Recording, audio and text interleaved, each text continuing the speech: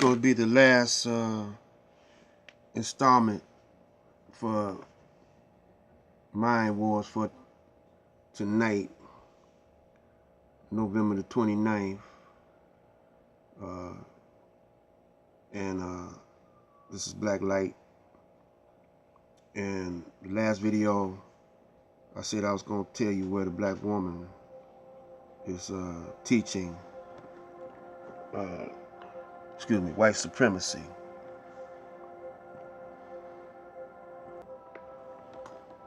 Yeah, you black women that's conscious, notice your sister, your black sister, and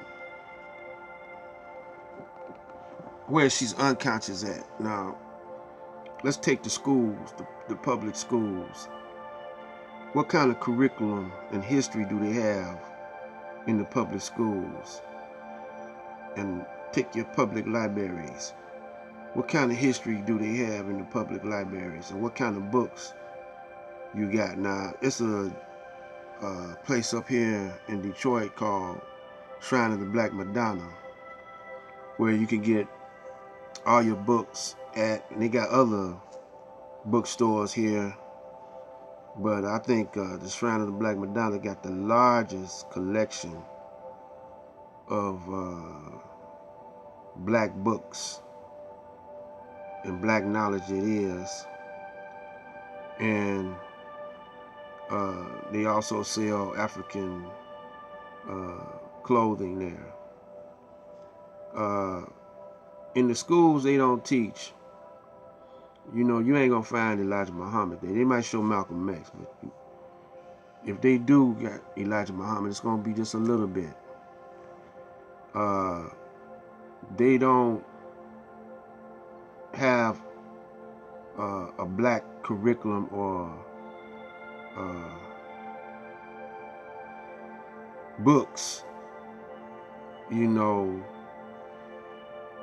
that talk about African or black people. In college, you have to take up a course, African studies, and you can do that on your own, though. You ain't got to go to the schools to get it. But if you're not pointed in that direction, you're not gonna deal with it. Another place is on television. TV, the TVs and movies, they don't have, especially in movies, they don't have epics. Epic movies where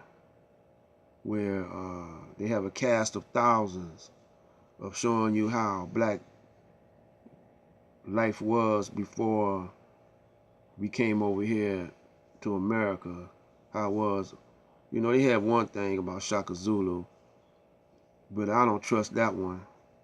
But just the point of seeing a bad brother like Shaka on the screen, was really good. But it was a white man telling the story, that wasn't good. And you don't have brothers showing superheroes. We had Spawn with Jay White in it, and we had another. What superheroes we got? We ain't got too many, man. Oh, it was one I seen the other day. Man, what was that brother's name? I don't forgot it, but one of these videos I recall it and bring it back. He didn't have no superhero name. It was just a regular name. He should have had an African name though. But he had an American name, and he was made up in the laboratory, and he became a superhero. Bullets couldn't hurt him and nothing like that. And it was a series, but it should have been a movie. So our children grow up you know, looking at Spider-Man and Power Rangers, and the mothers, you know, the child said, well, I want this. It's no black uh, action figures. You know, if it is, it's very few. I can't say it's no, but it's hardly none. Our little girls, you know, when Christmas time comes, they want dolls. You know, there's hardly no black dolls out there. You know, they're not in demand. You know, and you know, we're not into our own black self like we should be. The mothers, when they raising a boy, they, you know, mostly on TV, they think the white woman's more beautiful than her. And they talk about white movie stars and TV stars like they part of the family or something, you know. They ain't get mad at their sons when they go and start messing with a white girl. And all y'all got long blonde hair, you know. Y'all wearing, y'all wouldn't wear no dashiki, you know, African garb or Islamic garb, because, you know, that's African too. You know, y'all keep forgetting that. You know, oh, that's African. You know, and covering yourself up. You don't wear your hair natural no more. Some of you do, but some of you, a few of y'all wearing cornrows. In the 60s, that was the thing. Cornrows and braiding and plaiting and all like that. That was the thing, man, in the 60s when they had the Afro picks, Afro sheen, and all like that. That was just a fad, though. You know,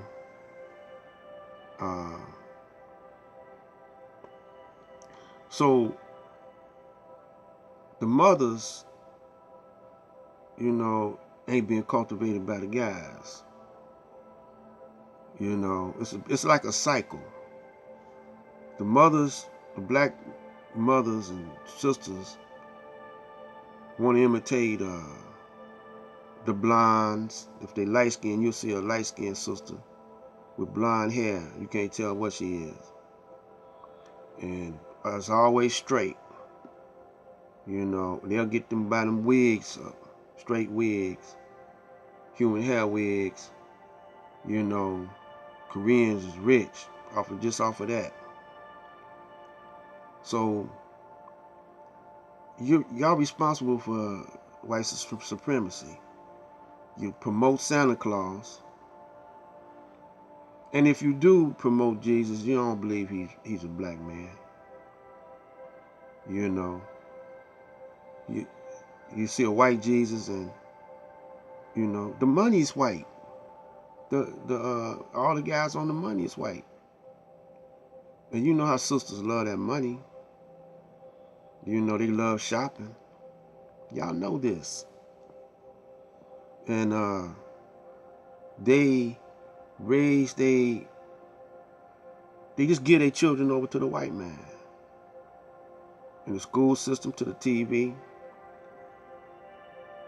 You know,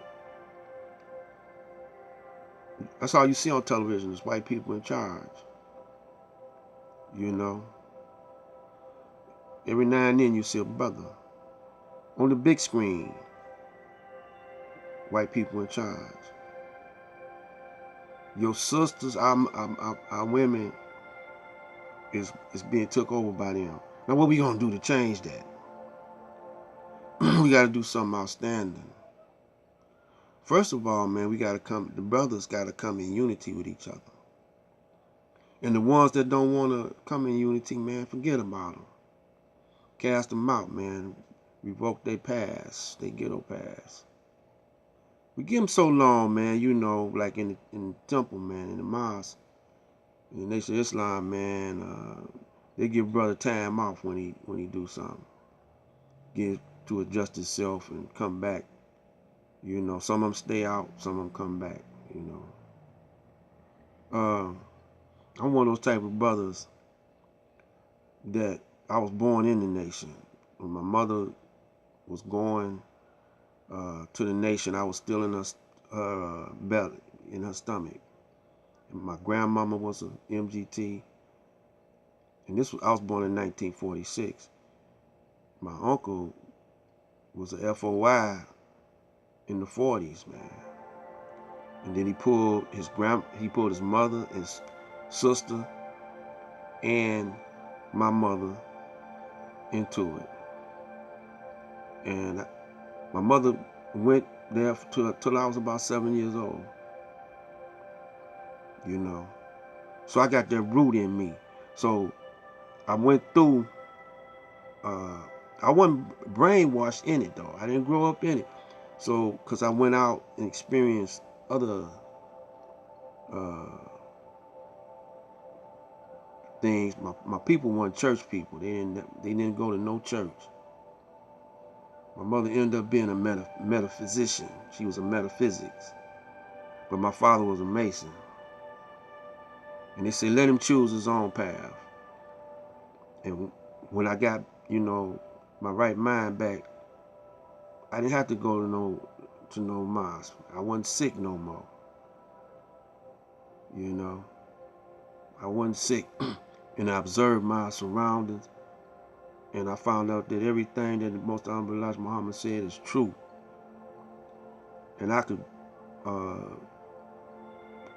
out cycle white. My mind is stronger than his.